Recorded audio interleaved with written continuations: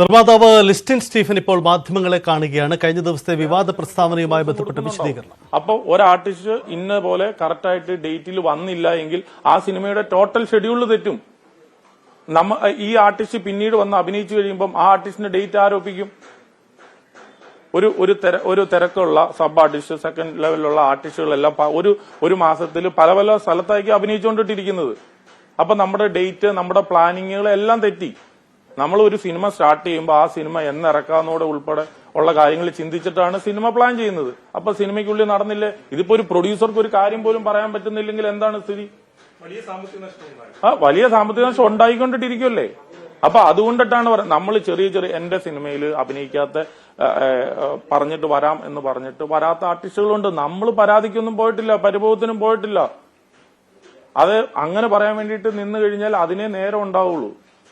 നമ്മൾ അങ്ങനെ പോയില്ല. പക്ഷെ നമ്മുടെ ഒരു പ്രത്യേക ഒരു സിനിമയാണ്. അതായത് ആ സിനിമയ്ക്ക്, ആ പേര് ഞാൻ പറയുന്നില്ല, ആ സിനിമയ്ക്ക് ആ നടൻ വന്നില്ലെങ്കിൽ മറ്റു തരത്തിലുള്ള അല്ലെങ്കിൽ എന്താ പറയുക, ഒരു ഡേറ്റിന്റെ പ്രശ്നമോ അല്ലെങ്കിൽ വേറെയുള്ള ചെറിയ ഇഷ്യൂസോ ഉള്ളെങ്കിൽ ഞാനിത് പറയത്തില്ല. ആ സിനിമയ്ക്ക് ആ ഡേറ്റ് വന്നില്ലെങ്കിൽ മറ്റു പലതരത്തിലുള്ള ഇഷ്യൂസ് ഉണ്ട്. അതുകൊണ്ടിട്ടാണ് അത് നമ്മൾ എത്ര പ്രാവശ്യം ഇപ്പൊ ഇവൻ ഇത് പറഞ്ഞു, നമ്മളെ കൊണ്ടിട്ട് ഇത് പറയിപ്പിക്കുന്നതാണ്.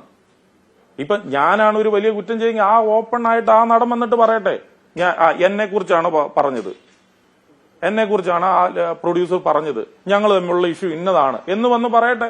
അപ്പോഴല്ലേ ചെയ്യാൻ വേണ്ടിയിട്ട് പറ്റുള്ളൂ. അങ്ങനത്തെ ഒന്നും അല്ല. ആ ആള് വിചാരിച്ചിരുന്നെങ്കിൽ നമുക്ക് ഒരു മേശയ്ക്ക് ഇവൻ ചുറ്റും ഇരുന്നിട്ട് തീർക്കാവുന്ന സാധനങ്ങളേ ഉള്ളൂ. ഈഗോ എന്ന് പറയുന്ന ഒരു കാര്യം, അതിനെനിക്ക് എങ്ങനെയാണ് അതിന് വിലയിടേണ്ടതെന്നോ അതിനെന്താ മറുപടി കൊടുക്കേണ്ടതെന്ന് എനിക്കറിയില്ല. എനിക്കെതിരെ പറഞ്ഞോട്ടെ, എന്നെ തേജോവധം ചെയ്തോട്ടെ, എനിക്ക് പ്രശ്നമില്ല. എന്നെ തെറി പറഞ്ഞോട്ടെ, എനിക്ക് പ്രശ്നമില്ല. ഒരു നാൾ സത്യം അറിയുമല്ലോ.